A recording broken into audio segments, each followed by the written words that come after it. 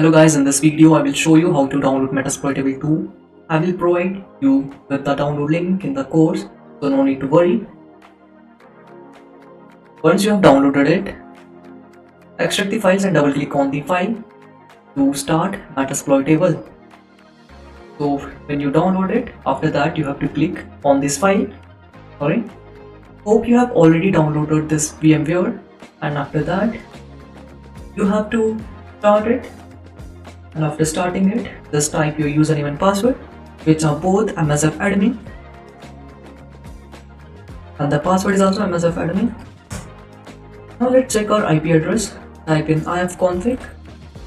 It will display the IP address of the Metasploitable machine. Alright, that concludes today's session.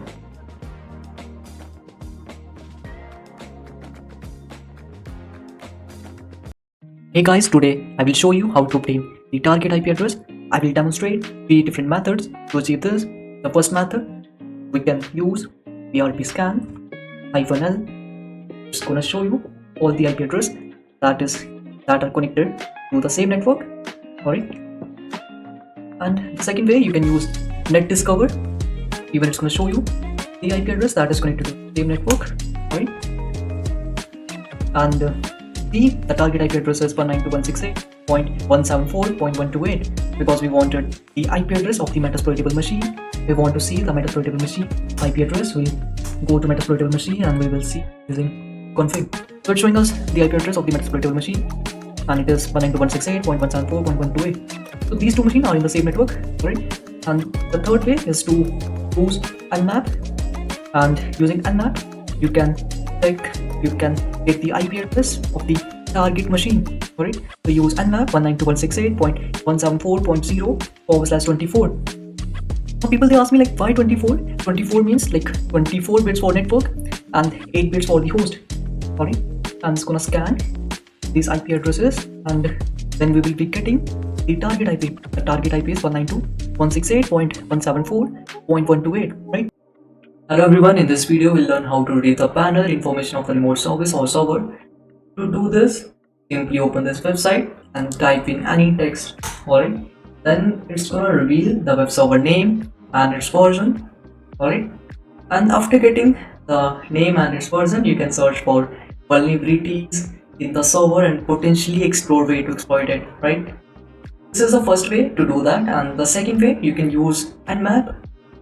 Go nmap and you have to type -sb and the target IP address. Alright, nmap will provide detail about the service including its version. To identify the version, we can begin the process of searching the exploit, right? And as you get the exploit, you can hack the system, right? That's it for the today's session.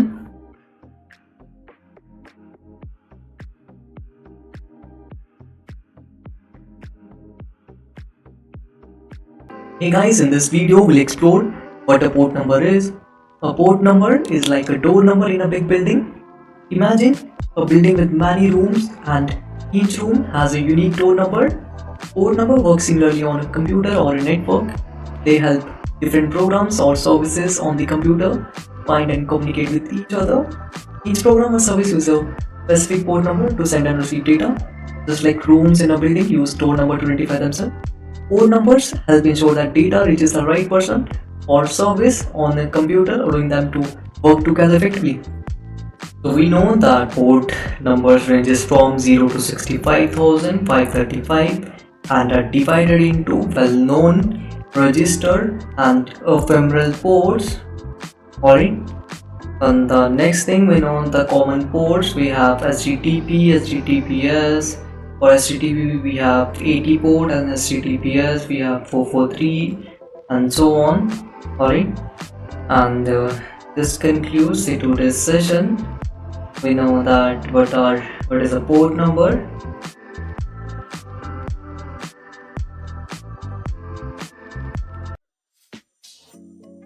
Hey everyone, in this video we'll explore what FTP is. FTP stands for File Transfer Protocol. It is a set of rules and methods that allow you to send and receive files between your computer and another computer on the internet. FTP operates on two different ports, port 21 and port 20.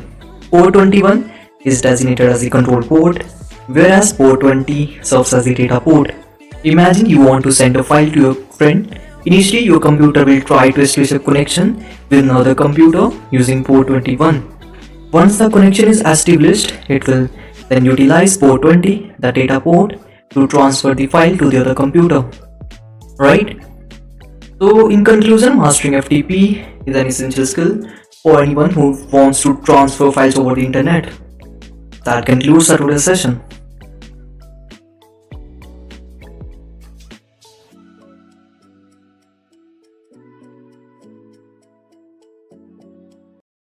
Hey guys, let's explore how to first open your terminal, scan, target IP address, check the system version. Now already scan the target IP address. The port 21 is open. Service that is running port FTP. The version is ESFTP. The next thing that you have to sorry, just search for FTP, search P. I'm gonna show you exploits that are present for FTP. We don't want that many exploits, so just search for VS VSFP. Alright, show you exploits. Use the second one. Uh, use one. The next thing that you have to do is just type in show options. It's gonna show you all the options, and here it's time to set our host. Our host is the target IP address. You want to see target IP address, just go and check it in the metasploitable machine. The target IP address is 192.168.128, and let's payload and just set the payload. We have CMD Unix time deploy it form shell. But now we can run any commands because we are in this system. We want to run ls commands. It's gonna show you all the files and folders. And if we want to create any directory, we can use mkdir command. Let's create default directory. Let's create a default directory. Let's check it that d4 is created or not. Yeah, created d4. That's it for this session. We'll see you in the next session. Hey guys, in this video we'll explore how we can hack SSH port. Alright, first of all let's start with the basics. What is SSH? SSH is a widely used protocol for remote access to server, and it typically operates on port 22 by default. So let's delve into the technique to hack this port. First thing, we must perform a vulnerability assessment. For this purpose, we will use Nmap tool to identify open ports. Once open ports are identified, we can employ parallel grabbing to gather information about the service running on those ports. Right? So after completing the information gathering phase, we can explore methods to exploit vulnerabilities. Let's discuss a way to hack SSH. First thing we can perform is we can do brute force attack. It's a common attack, right? The goal is to guess the correct username and password. For this purpose, we can use Hydra and Medusa tool. And the next thing, we can exploit vulnerabilities. As I mentioned earlier, we can utilize Metasploit to search for exploits and potentially gain unauthorized access to the server. So in conclusion, it's important to note that breaking into SSH is not an easy task. However, with the right tools and knowledge, it's possible. But always remember to use this knowledge ethically, alright? guys, let's see how we can hack port 22. For that, first of all, you have to scan this IP address, your Metasploitable IP address, right? And check for this port 22, is it open or not, and what the service is running on this port. After scanning it, alright, you have to start Metasploitable framework. Alright, the start Metasploit framework.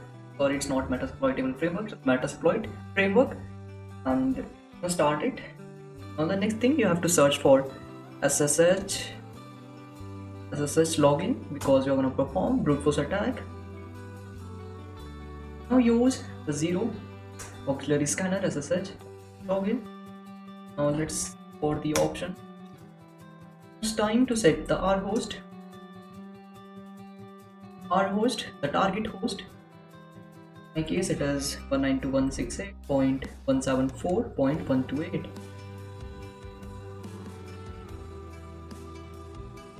After setting this R host, next thing is you have to set user file. Alright, user file, it contains all the users, and the password file is going to contain all the passwords. Alright, so I have stored this user and password file in home Kali. User and user.txt for password. Sorry, it is stored in home and Kali. Home Kali and user.txt. The next thing is we have to set the password file, pass file, home Kali, pass.txt. After setting those two files, we have to set verbose is true. Alright, because it's gonna print all the attempts, that's why we are setting this verbose. And even we have to set stop on successes too. Just copy it and this, and even you have to set this to 2. Now the next thing, you have to exploit it. After exploiting it, it's gonna start the brute force attack. After performing brute force attack, it's gonna show the credentials, and after getting the credential, you can store the sessions. So here it has created one session ID is 1. Alright, and then you can upgrade the session 1. So here it's showing that session 2 is not valid, and we go to our session. Now we will interact with the session, and we are inside. We want to take the directory and files. Will you that? So it's going to show us all the files and folders that are present in the Metasploitable machine. Now the next thing we can do is we can create directories. Want to create D1? I can create mkdir command. So that it has created D1, and if I want to directory, I can use rmdir, and it's going to remove directory D1. That's it for this session. We'll see you in the next session.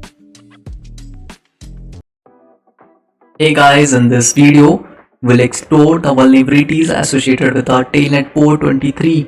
Alright, first let's start with the basics. What is Tailnet? Tailnet is a network protocol that allows one computer to communicate with another computer over a network. It enables user to log in into remote computers or devices and operate them as they were directly connected. Tailnet was widely used for remote access, but it is important to note that it is less secure than SSH because it does not encrypt the data being transmitted. Now let's discuss the methods to potentially compromise port 23.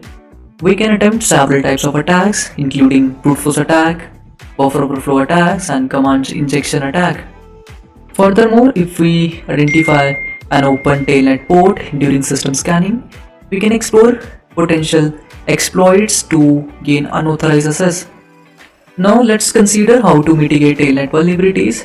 To enhance security, it is advisable to use protocols like SSH or HTTPS, as these encrypts the data transmitted over the network, making it more difficult for unauthorized parties to intercept or manipulate.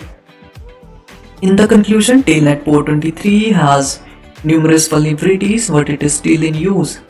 However, by adopting more secure alternatives like SSH or HTTPS, we can significantly reduce the risk of unauthorized access and protect our network and data.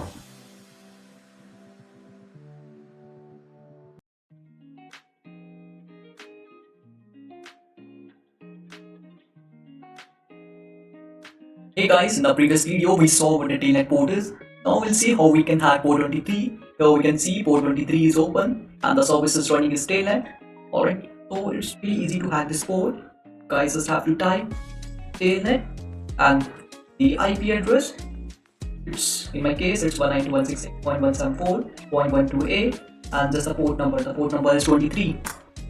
So it's showing us trying connected 192.168 and showing us the password.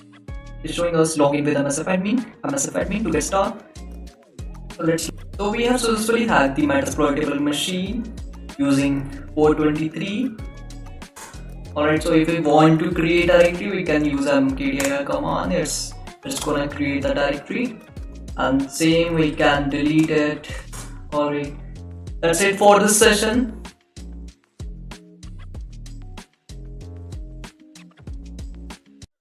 Hey everyone, in this video we'll explore SMTP port 25 from an ethical hacking perspective. First, it is important to understand that SMTP is used for sending emails to individuals and it typically operates on port 25.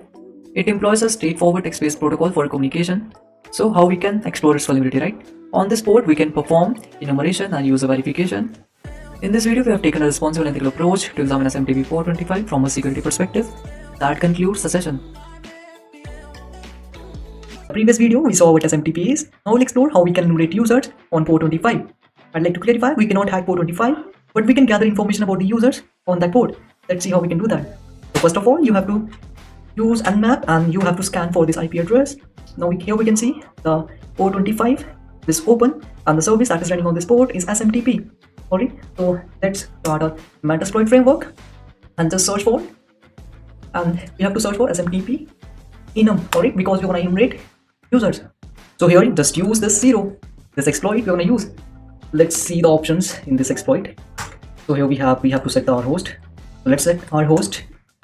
Our host is 192.168.174.128. Alright. After setting the our host, just exploit it. Alright. So here it's gonna show us the information about the Metasploitable machine. Alright.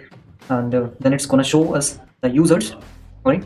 So in another terminal, just open another terminal and use netcat or ANSI, alright, and 192.168.174.128 and just type the port number. Port number is 25. Alright. So here if we want to verify the users, it's still enumerating the users. Alright, it will take some time. Let's try some users over here. Alright, like the users we have backup, bin, alright, these are all the users we got. And let's try one user over here. So just go to netcat and just type verify and I wanna verify MySQL. Yeah, it's showing us MySQL is a valid user. Let's try another user. So let's try Twinkle. It's not verifying it, right? So in this way you can do this. That concludes the session.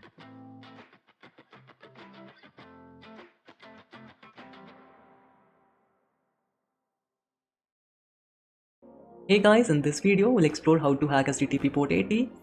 First we should understand what HTTP is. It is a hypertext transfer protocol and it uses port 80. HTTP is a foundation of web communication, letting us see web content and interact with servers.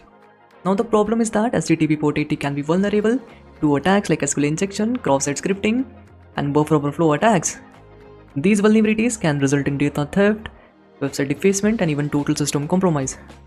So it is important to understand how these attacks work in order to prevent them, right? Attacker, they uses automated tools to find weaknesses in systems. Once they find one, they look for ways to exploit it. In short, HTTP port 80 is a common target for hackers. But if we understand these vulnerabilities and methods, we can better protect our systems. Hey guys, we'll explore how to hack port 80. First, start your metasploitable framework and search for http://php. http and //php. Here we have one exploit, that is CGIRG injection. We'll be using this exploit, alright, because they have given the ranking as excellent, so we'll be using this exploit. Just type use 0 and just check the options, showing us our host. Our host is not set, so we are gonna set the our host. We know what is our host, 192.168.174. Our host is the target machine, alright. So in my case, the IP address of the target machine is 192.168.174.128. After that, I'm just gonna exploit it, and here we got the shell, alright. And I can run any command. If I want to check the files and folder that is present on the target machine, I can use ls command for that. And if I want to remove the directory of the target machine, I can use rmdr command for that, and it's gonna remove that directory. So this concludes the today's session. Hey guys, in this video we'll learn how to hack port numbers 139 and 445. First, open your terminal and type in nmap-sv followed by the IP address of the target machine.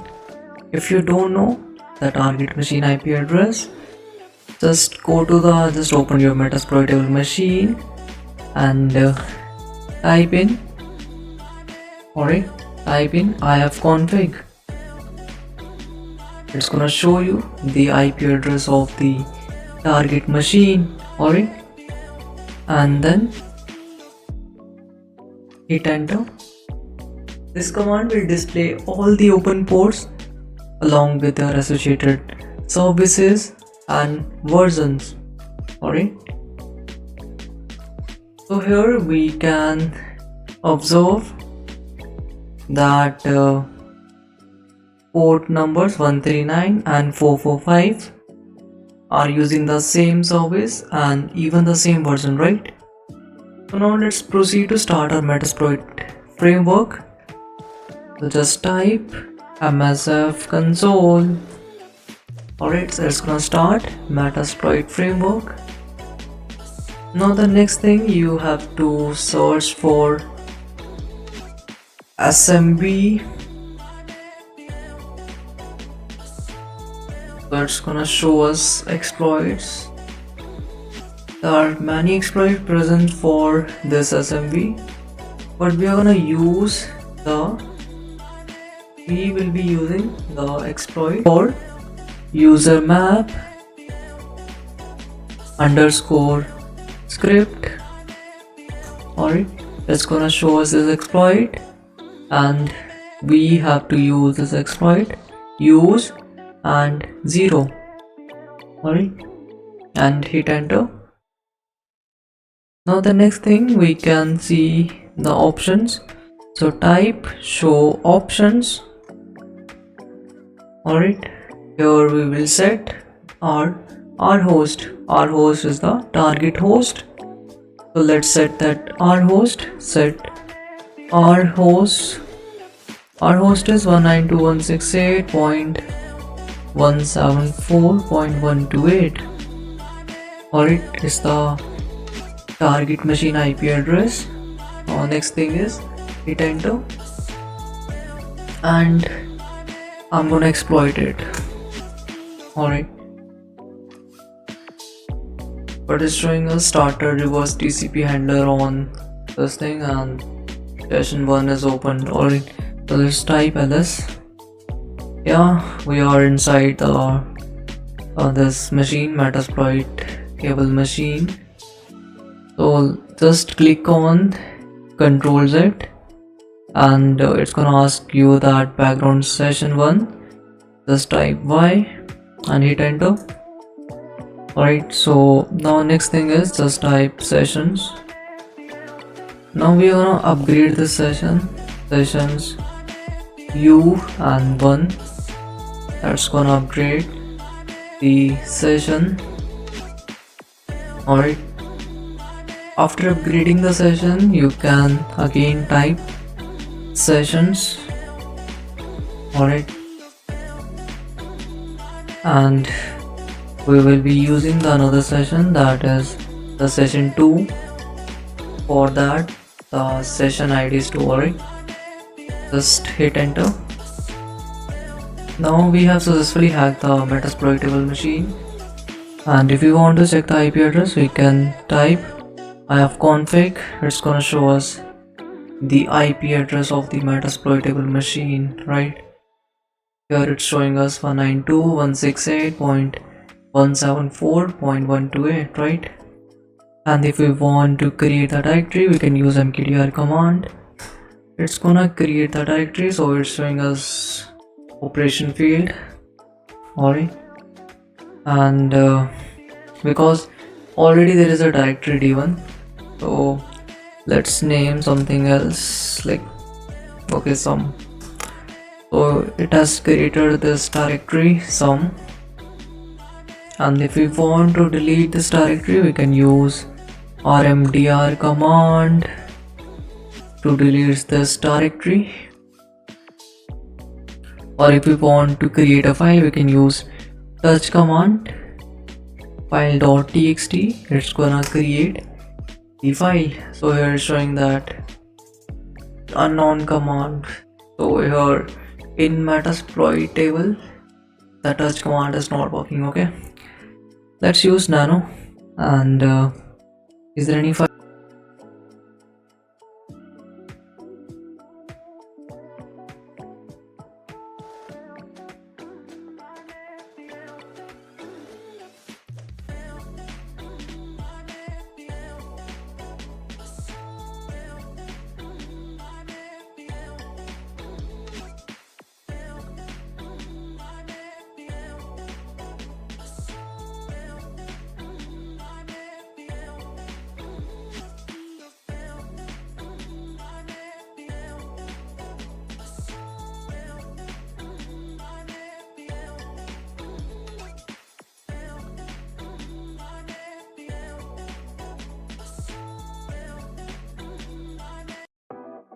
Hey guys, in this video we will learn how to hack port number 1099. First open your terminal and type in nmap -sp followed by IP address. This command will display all the open ports along with their associated services and versions, right? And then we can observe the port 1099. Here we have port number 1099 that's open. Alright, and the service that is running on this port is java-rmi, right? So let's start our Metasploit framework. Type msf console. Alright, and then it's gonna start Metasploit framework. Now the next thing we have to search java and _rmi. So here it's showing us these modules. After starting Metasploit framework, search for java rmi _server. That's gonna show you these two exploits. Use this 0.